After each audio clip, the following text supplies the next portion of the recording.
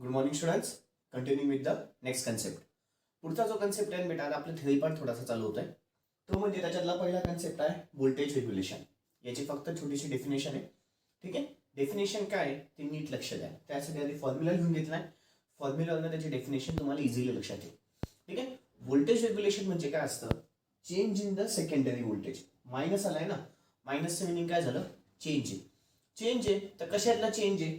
दोघीकडे मला secondary V2 दिसतोय पहा. V2 म्हणजे माझ्यासाठी काय झालं? Secondary voltage. V2 म्हणजे माझ्यासाठी काय झालं बेटा? Secondary voltage. मग काय सांगता येईल? Change in the secondary voltage from NL चं मिनिंग आहे नो लोड आणि FL चं मिनिंग आहे फुल लोड. फ्रॉम कुठून कुठे बेटा? From no load to full load. From no load to full load. पुन्हा एकदा, अजून पुढे डेफिनेशन बाकी आहे. अर्धा पार्ट डेफिनेशनचा सांगितलं. काय सांगता येईल बेटा? व्होल्टेज रेग्युलेशन म्हणजे काय असतं? चेंज. व्होल्टेज रेग्युलेशन म्हणजे काय असतं? चेंज. चेंज इन द कशामध्ये? Secondary voltage. Change in the कशामध्ये? Secondary voltage. कुठून कुठे? From no load to full load. कुठून कुठे? From no load to full load. पण हे सगळं घडताना व्होल्टेज आणि करंटची किंमत कॉन्स्टंट ठेवायची. कोणाची? ट्रान्सफॉर्मरची. हा, व्होल्टेज आणि करंटची किंमत कॉन्स्टंट ठेवायची. कोणाची बेटा? ट्रान्सफॉर्मरची. मग पुढे काय सांगता येईल? at which voltage and current of the transformer is kept constant. हे सगळं घडेल, पण कधी घडेल? जेव्हा व्होल्टेज आणि करंट ट्रान्सफॉर्मरचं कसं राहील बेटा? कॉन्स्टंट राहील. जेव्हा व्होल्टेज आणि करंट कुठल्याही ट्रान्सफॉर्मरचं कसं राहील बेटा? कॉन्स्टंट राहील. मग इथे व्हेअर, खाली पुन्हा व्हेअर लिहिता आपल्याला. व्हेअर काय सांगता येईल? V2NL. V2NL म्हणजे काय? Secondary voltage at no load. V2NL म्हणजे काय बेटा? Secondary voltage at no load. आणि V2FL म्हणजे काय? Secondary voltage at full load. V2FL म्हणजे काय? Secondary voltage at full load. ही झाली डेफिनेशन बेटा. स्वीट आणि सिंपल एकदम. चलो लिखा पडीया. हेडिंग टाका व्होल्टेज रेग्युलेशन. हेडिंग टाका व्होल्टेज रेग्युलेशन. हेडिंग टाका व्होल्टेज रेग्युलेशन. चलो पुढे लिहा. Voltage regulation is defined as. Voltage regulation is defined as. Voltage regulation is defined as change in the secondary voltage. Voltage regulation is defined as change in the secondary voltage. Voltage regulation is defined as change in the secondary voltage from no load to full load. From no load to full load.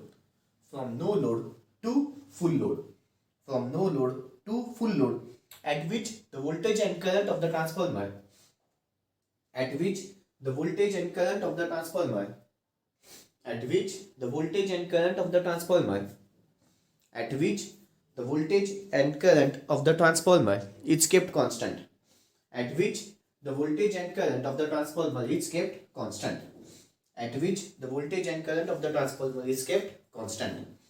At which the voltage and current of the transformer is kept constant.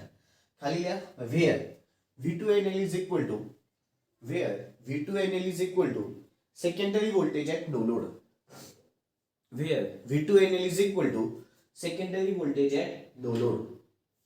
Where V2NL is equal to secondary voltage at no load. खालच्या ओळीत V2FL is equal to secondary voltage at full load. V2FL is equal to secondary voltage at full load. V2FL is equal to secondary voltage at full load. V2FL is equal to secondary voltage at full load. Okay, पुढचा concept बेटा आपल्याला बघायचा आहे direct loading taste. पुढचा concept कुठला बघायचा बेटा आपल्याला? आता डायरेक्ट लोडिंग. ओके बच्चो, आता आपल्याला पुढचा खूप महत्वाचा कन्सेप्ट चालू करायचा आहे. तो म्हणजे बेटा डायरेक्ट लोडिंग टेस्ट. कुठला कन्सेप्ट आहे? Direct loading test. ठीक आहे, इथे ना बेटा तुम्हाला आता सिलेबस मध्ये व्हरायटी ऑफ टेस्ट आहे. सगळ्यात पहिले डायरेक्ट लोडिंग टेस्ट आहे, मग तुमचं ओपन सर्किट टेस्ट येतं, मग शॉर्ट सर्किट टेस्ट येतं. ठीक आहे, अशा अनेक टेस्ट आहेत आपल्याला शिकायच्या. त्याच्यातली सगळ्यात पहिली टेस्ट म्हणजे आहे direct loading test. Direct loading टेस्टची डायग्राम, सर्किट डायग्राम तुम्हाला इथे आता डोळ्यासमोर दिसतीये. ठीक आहे, बरं, डायरेक्ट लोडिंग टेस्टचा सगळ्यात पहिला मेन एम काय बेटा माहिती का? डायरेक्ट लोडिंग टेस्टच्या मदतीने आपल्याला इफिशियन्सी आणि व्होल्टेज रेग्युलेशन या दोन गोष्टी आपल्याला काढता येतात. ठीक आहे, कशा काढायच्या, काय करायचं ते आपल्याला मी इथे शिकवणार आहे. ठीक आहे, फुल कॉन्सन्ट्रेशन देऊन ऐका. पहिले तर डायरेक्ट लोडिंग टेस्ट का यूज करतो आपण ते समजून घ्या. डायरेक्ट लोडिंग टेस्ट आपण इफिशियन्सी आणि व्होल्टेज रेग्युलेशन कॅल्क्युलेट करायचं आहे, त्यासाठी आपण डायरेक्ट लोडिंग टेस्ट यूज करत असतो. ठीक आहे, पहिली गोष्ट ही कळाली.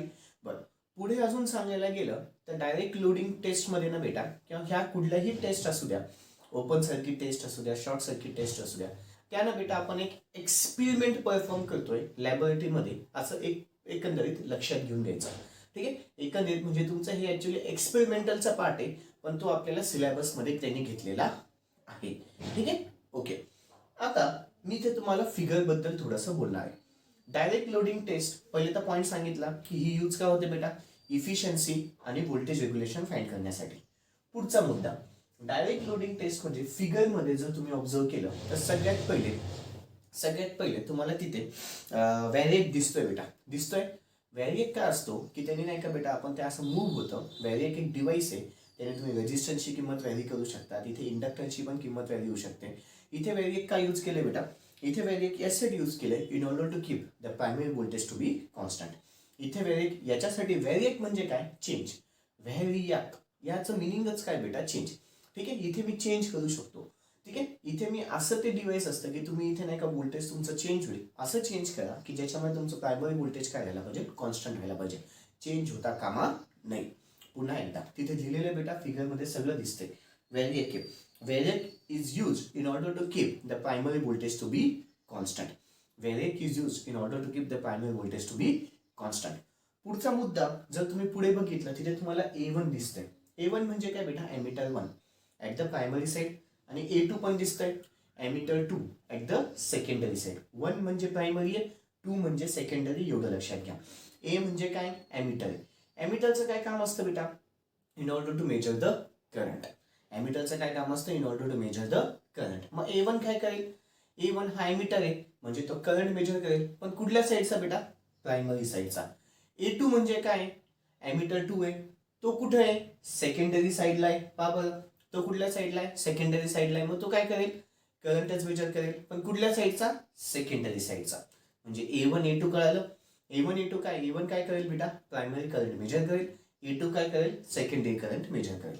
पुढचा मुद्दा, तुम्हाला तिथे वॅट मीटर W1 आणि वॅट मीटर W2 असं दिसतंय. वॅट मीटर हा एक असा डिव्हाइस असतो, तो काय करतो बेटा माहिती आहे का, तुमचं पॉवर मेजर करतो. काय मेजरमेंट होतं त्याच्याकडनं, पॉवर. ठीक आहे, 1 म्हटलं तर तो प्रायमरी साईडची पॉवर मेजर करेल. वॅट मीटर 2 म्हटलं तर काय बेटा, तो सेकंडरी साईडची पॉवर मेजर करेल. लक्षात येते, मी आता सध्या सगळंच्या सगळं तुम्हाला कन्स्ट्रक्शन सांगतोय. सध्या सगळंच्या सगळं काय सांगतो बेटा, कन्स्ट्रक्शन. आतापर्यंत जेवढं कन्स्ट्रक्शन झालं तेवढं पुन्हा. डायरेक्ट लोडिंग टेस्ट, पहिला पॉईंट काय सांगायचा, डायरेक्ट लोडिंग टेस्ट यूज काय केली जाते, it is use to measure the efficiency and voltage regulation. पुढे, it consist of the variac in order to keep primary voltage to be constant. पुढचं, it consist of ammeter 1 in order to measure the primary current and ammeter 2 in order to measure the secondary current. पुढचा point, it consist of wattmeter W1 in order to measure the primary power and wattmeter W2 in order to measure the secondary power. पुढचं, तसंच तुम्हाला V1 आणि V2 दिसतंय. V1 आणि V2 circuit diagram मध्ये दिसतंय बेटा. V1 आणि V2, V1 काय मेजर करेल बेटा, प्रायमरी व्होल्टेज, आणि V2 काय मेजर करेल, सेकंडरी व्होल्टेज. किंवा V1 काय मेजर करेल बेटा, इनपुटचा व्होल्टेज, V2 काय मेजर करेल, आउटपुटचा व्होल्टेज. प्रायमरी म्हणजेच तुमचं इनपुट आहे, सेकंडरी म्हणजेच आउटपुट आहे. तसंच A1 A2 प्रायमरी करंट म्हणा किंवा इनपुट करंट म्हणा, A2 काय मेजर करेल, सेकंडरी करंट म्हणा किंवा आउटपुटचा करंट म्हणा. सेम लॉजिक फॉलो होतोय वॅटमीटर आणि वॅटमीटर W1 आणि W2 सोबत.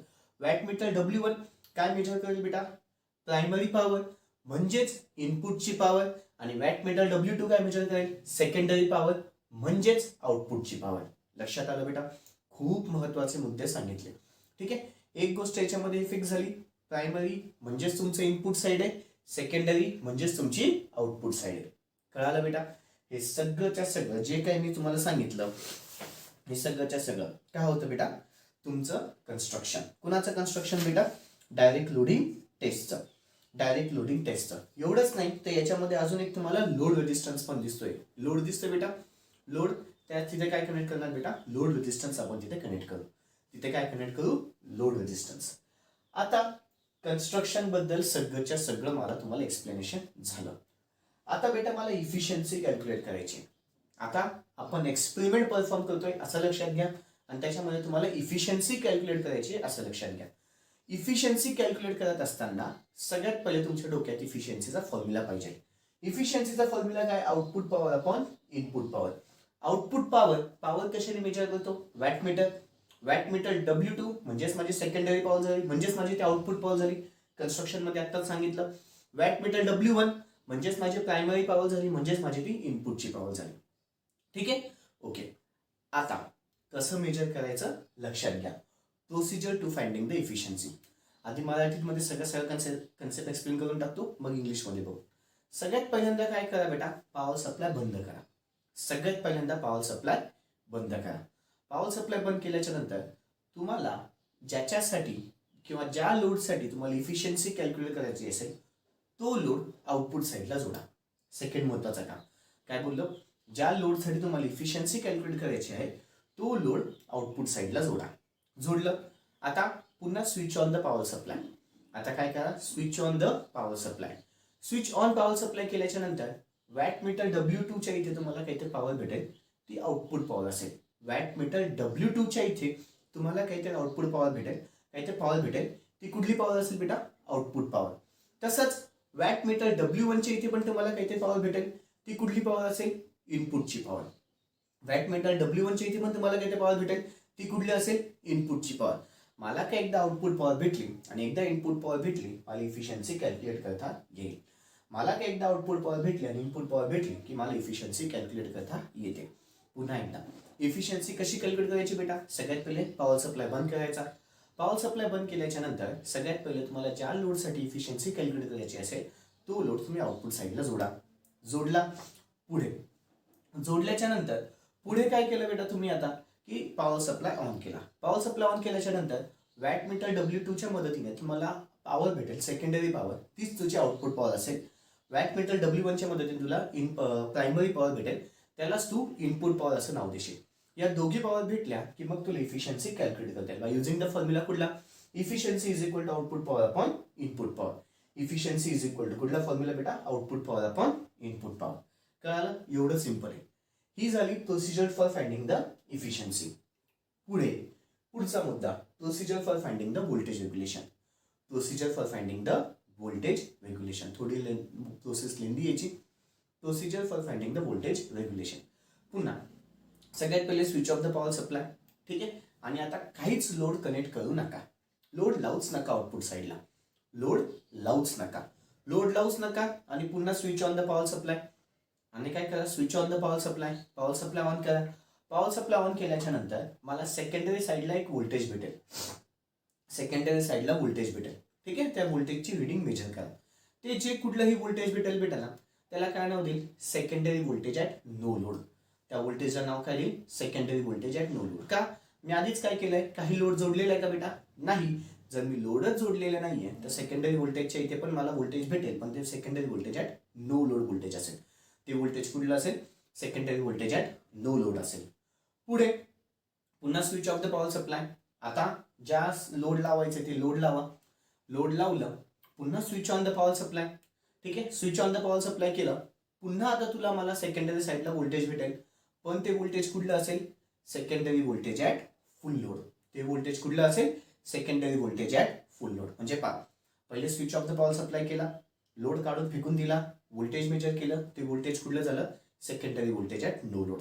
ठीक आहे, पुन्हा मग switch off the power supply केला, पुन्हा व्होल्टेज लावलं, लोड लावला, ऑन केलं, व्होल्टेज मेजर केलं, ते व्होल्टेज कुठलं झालं, secondary voltage at full load. म्हणजे secondary voltage at no load पण भेटला, secondary voltage at full load पण भेटला, म्हणजेच मला व्होल्टेज रेग्युलेशन भेटतंय. आत्ताच बघितलं आपण व्होल्टेज रेग्युलेशनचा फॉर्म्युला. व्होल्टेज रेग्युलेशन म्हणजे काय, it is the change in the secondary voltage from no load to full load. It is the change in the secondary voltage from no load to full load. दोघं भेटले म्हणजे मग मला voltage regulation भेटून जाईल. दोघं भेटले म्हणजे मला व्होल्टेज रेग्युलेशन भेटून जाईल. महत्वाचे मुद्दे, procedure to find the efficiency आणि procedure to find the voltage regulation.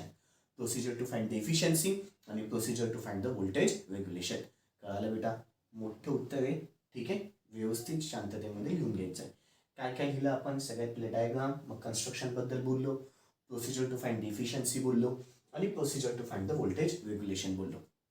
Procedure to find the efficiency बोललो, procedure to find the voltage regulation बद्दल बोललो बेटा.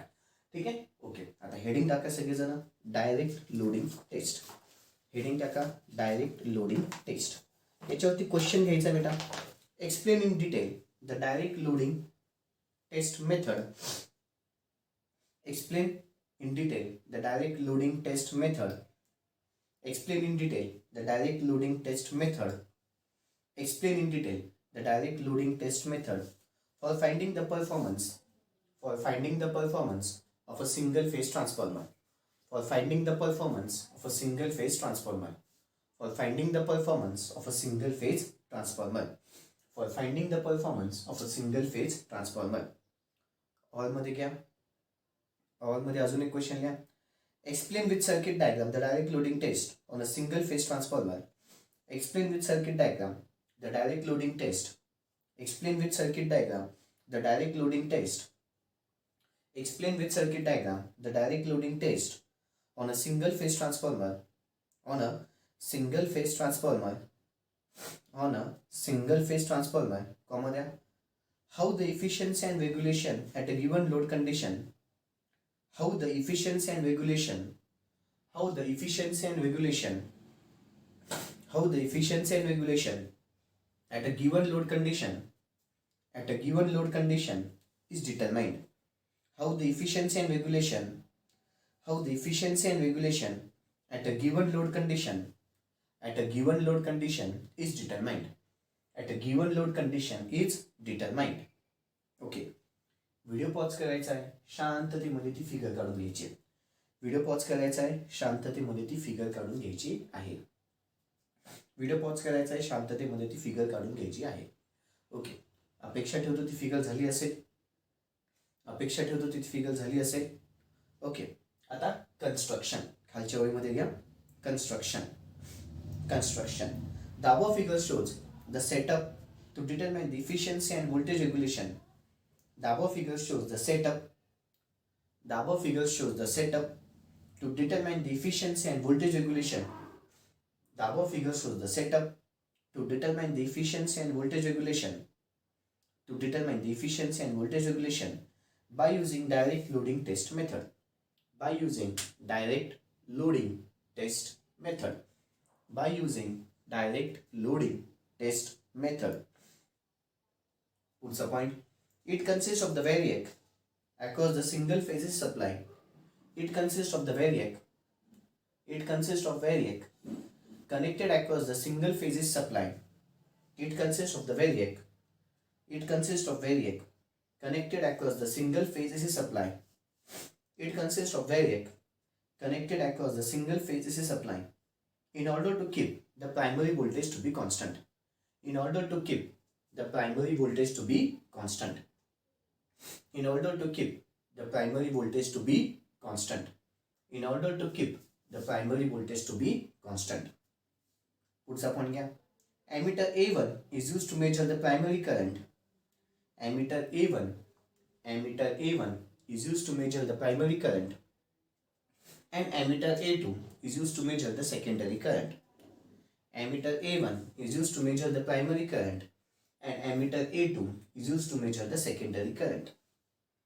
Ammeter A1 is used to measure the primary current and ammeter A2 is used to measure the secondary current. Puts a point. Wattmeter W1 is used to measure the primary power. Wattmeter W1 is used to measure the primary power. And wattmeter W2 is used to measure the secondary power. लिहून घ्या बेटा पटापट. Wattmeter W1 is used to measure the primary power and wattmeter W2 is used to measure the secondary power. Wattmeter W1 is used to measure the primary power and wattmeter W2 is used to measure the secondary power. Puts a point. Voltmeter V1 is used to measure the primary voltage. Voltmeter V1 is used to measure the primary voltage. Voltmeter V1 is used to measure the primary voltage and voltmeter V2 is used to measure the secondary voltage. And voltmeter V2 is used to measure the secondary voltage. शेवटचा point भेट याच्यातला. It also consists of the load resistance towards the secondary side. It also consists of the load resistance towards the secondary side. It also consists of the load resistance towards the secondary side. It also consists of the load resistance towards the secondary side. Okay. आता एक ओळ सोडून घ्या. Procedure to find the efficiency. एक ओळ सोडून खाली घ्या. Procedure to find the efficiency. एक कोड सोडून खाली लिहा. Procedure to find the efficiency. त्याच्यातला पहिला पॉईंट घ्या. Switch off the power supply and connect the desired load.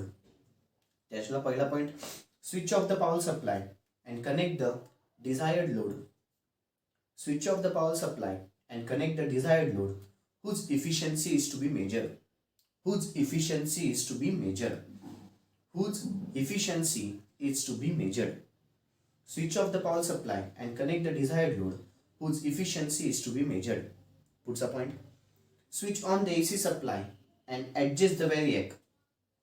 Switch on the AC supply and adjust the variac. Switch on the AC supply and adjust the variac in order to keep the primary voltage to be constant. Switch on the AC supply and adjust the variac. Switch on the AC supply and adjust the variac in order to keep the primary voltage to be constant. What's the point? Measure the primary power with the help of W1. Measure the primary power with the help of W1 and measure the secondary power with the help of W2. Measure the primary power with the help of W1 and measure the secondary power with the help of W2. And measure the secondary power with the help of W2. What's the point? The primary power is the input power. The primary power is the input power and the secondary power is the output power. The primary power is the input power and the secondary power is the output power. And the secondary power is the output power. What's the point? What's the point? By using the formula, we can calculate the efficiency. By using the formula, we can calculate the efficiency. By using the formula, we can calculate the efficiency. By using the formula, we can calculate the efficiency. Efficiencyचा formula आणि वेअर दोघं लिहून घ्यायचं आहे. इफिशियन्सीचा formula आणि वेअर दोघं लिहून घ्यायचं आहे. इफिशियन्सीचा फॉर्म्युला आणि वेअर दोघं लिहून घ्यायचं आहे. इफिशियन्सीचा फॉर्म्युला आणि वेअर दोघं लिहून घ्यायचं आहे. ओके, अपेक्षा ठेवतो झालं असेल. अपेक्षा ठेवतो झालं असेल. एक ओळ सोडून खाली लिहा पुन्हा. Procedure to find the voltage regulation. एक ओळ सोडून खाली लिहा. Procedure to find the voltage regulation. Procedure to find the voltage regulation. Procedure to find the voltage regulation. Okay, पहिला पॉईंट घ्या. Do not connect the load at the secondary side. Do not connect the load at the secondary side. Hence it is known as no load condition. Do not connect the load at the secondary side. Hence it is known as no load condition. Do not connect the load at the secondary side. Hence it is known as no load condition. What's the point? Switch on the power supply. Switch on the power supply and adjust the variac. Switch on the power supply and adjust the variac in order to keep the primary voltage to be constant. Switch on the power supply and adjust the variac in order to keep the primary voltage to be constant. हा point explain करायचा होऊन गेला होता बेटा. जेव्हा जेव्हा चाहे ती इफिशियन्सीची प्रोसिजर असो कॅल्क्युलेट करायची किंवा व्होल्टेज रेग्युलेशनची प्रोसिजर असो, जेव्हा जेव्हा तू स्विच ऑन करतो बेटा पॉवर सप्लायला तेव्हा व्हॅरिएकला ॲडजस्ट करायचं. कसं ॲडजस्ट करायचं? In order to keep the primary voltage to be constant. जेव्हा जेव्हा तू स्विच ऑन करतो बेटा पॉवर सप्लायला तेव्हा तेव्हा प्रत्येक वेळेस तुला काय करावं लागतं बेटा? व्हॅरिएकची पोझिशन ॲडजस्ट करावं लागते. कशी ॲडजस्ट करायची? In order to keep the primary voltage to be constant. In order to keep the primary voltage to be constant. Okay, पुढे घ्या. मेजर द, आता पुन्हा सेकंड पॉईंट वाचतो बेटा वाटलंस तर. Switch on the power supply to adjust the variac. Switch on the power supply to adjust the variac in order to keep the primary voltage to be constant. In order to keep the primary voltage to be constant. पुढचा point घ्या. Measure the value of the secondary voltage. Measure the value of the secondary voltage. Measure the value of the secondary voltage. Measure the value of the secondary voltage. Measure the value of the secondary voltage. Measure the value of the secondary voltage, which is known as no load secondary voltage. Which is known as no load secondary voltage. Which is known as no load secondary voltage. चला ब्रॅकेटच्या आतमध्ये V2NL लिहूया. ब्रॅकेटच्या आतमध्ये काय बेटा? V2NL, no load secondary voltage. म्हणजेच काय झालं बेटा? V2NL. म्हणजेच काय झालं? V2NL. ओके, पुढचा पॉईंट घ्या. Switch off the power supply. पुढचा पॉईंट घ्या. Switch off the power supply. पुढचा पॉईंट घ्या. Switch off the power supply. पुढचा पॉईंट घ्या आता. Now connect the load at the secondary side. Now connect the load at the secondary side. Now connect the load at the secondary side. ठीक आहे. And switch on the power supply. And switch on the power supply. And switch on the power supply. And measure the value of the secondary voltage. And measure the value of the secondary voltage. And measure the value of the secondary voltage which is known as full load secondary voltage. And measure the value of the secondary voltage. And measure the value of the secondary voltage which is known as full load secondary voltage. Which is known as full load secondary voltage. Bracket chart मध्ये लिहून घ्या V2FL. Bracket chart मध्ये लिहून घ्या V2FL. Bracket chart मध्ये लिहून घ्या V2FL. पुढचा point. By using the formula we can calculate the voltage regulation. By using the formula, we can calculate the voltage regulation. By using the formula, we can calculate the voltage regulation. Voltage regulation formula लिहून घ्या बेटा. हा हे दोघं लिहायचे. VR is equal to V2NL minus V2FL upon V2NL. VR is equal to V2NL minus V2FL upon V2NL. ठीक आहे. Okay बच्चा लोक, इथे तुमचा डायरेक्ट लोडिंग टेस्टचा पण कन्सेप्ट संपलाय बेटा. इथे तुमचा कुठला कन्सेप्ट झाला बेटा? डायरेक्ट लोडिंग टेस्टचा. ओके ओके बेटा. आता बेटा डायरेक्ट लोडिंग टेस्टवरती एक गणित आहे, तेवढं आपल्याला बघायचं आहे. ठीक आहे. इमेजच्या फॉर्ममध्ये तुम्हाला क्वेश्चन दिसून येईल, कॉपी करून घ्यायचा आहे.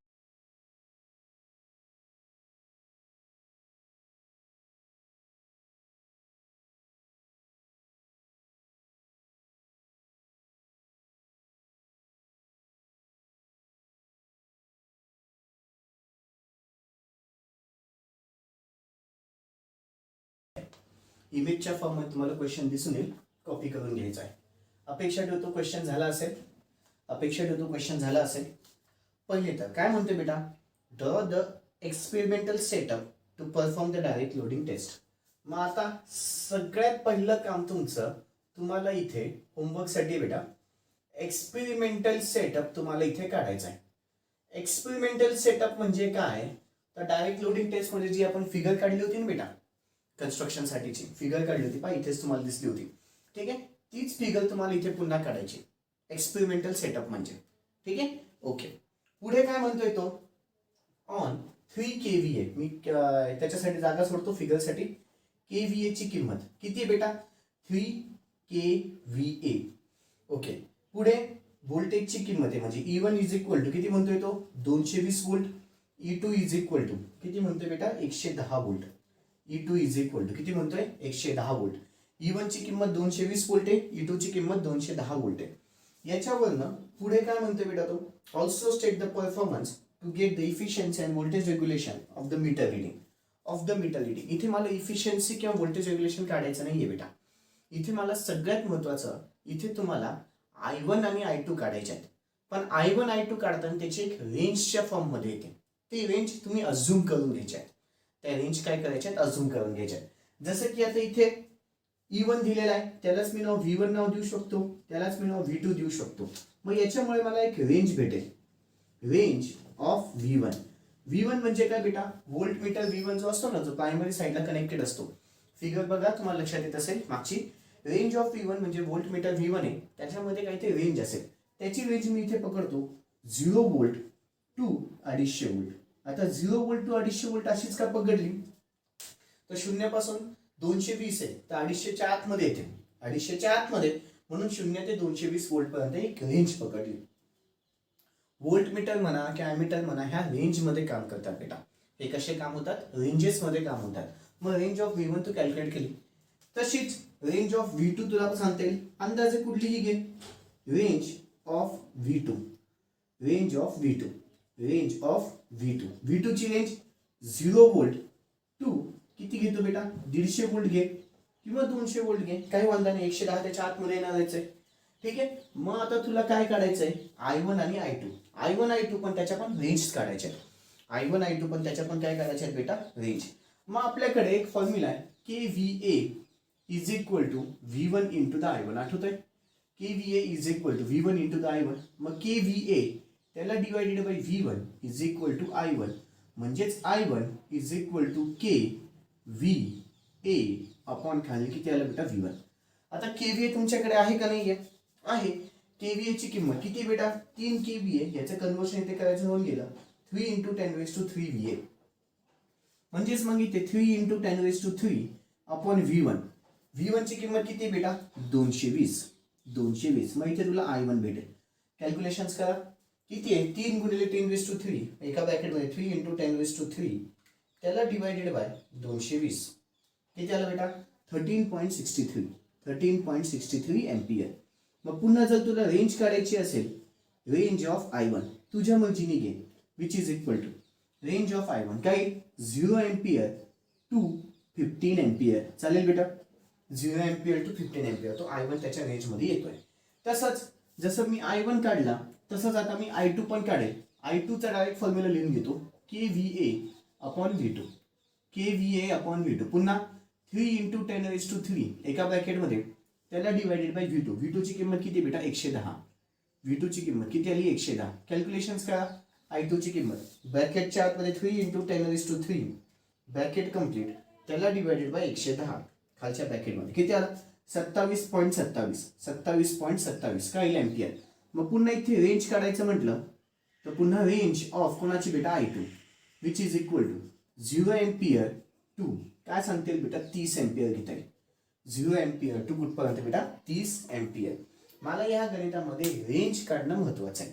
या गणितामध्ये काय काढणं महत्वाचं आहे बेटा? रेंजेस काढणं महत्वाचं आहे. चलो व्हिडिओ पॉज करा, सगळ्याच्या सगळं लिहून घ्या. व्हिडिओ पॉज करा, सगळ्याच्या सगळं शांततेमध्ये लिहून घ्या. ओके. अपेक्षा ठेवतो झालं असेल बेटा. इथे माझं सगळ्याच्या सगळं तुमचा डायरेक्ट लोडिंग टेस्ट बद्दलचा कन्सेप्ट संपला. सगळा कुठला कन्सेप्ट संपला बेटा? Direct loading test. उद्यापासून माझं ओपन सर्किट टेस्टचा फंडा चालू होईल. उद्या नेक्स्ट सेशन पासून ओपन सर्किट टेस्टचा फंडा चालू होईल बेटा. ओके बच्चो, दॅट्स ऑल. बाकीचं नेक्स्ट सेशनमध्ये. थँक्यू. Good day.